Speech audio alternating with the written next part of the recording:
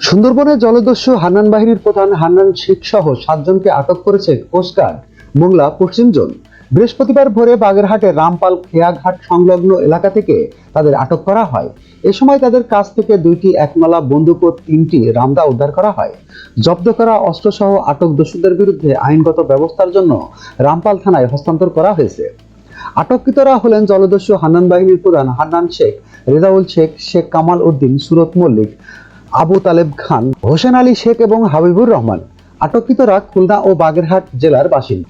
Coast guard পশ্চিম জোনের operation কর্মকর্তা lieutenant commander অনিক মাহমুদ জানান, রাতভর অভিযান চালিয়ে ডাকাত দলের সর্দার হান্নান সহ 6 জনকে আটক করা হয়।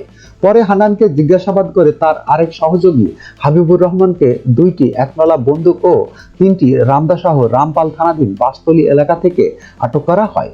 জিজ্ঞাসাবাদে জানা গেছে, হান্নান বাহিনীর সদস্যদের মাসিক 40,000 টাকা দেওয়া হয়। তাদের বিরুদ্ধে মামলার পর থানায় হস্তান্তর করা হয়েছে। ASBD 24, সত্য প্রকাশে প্রতিশ্রুতিবদ্ধ। চ্যানেলটি সাবস্ক্রাইব করুন।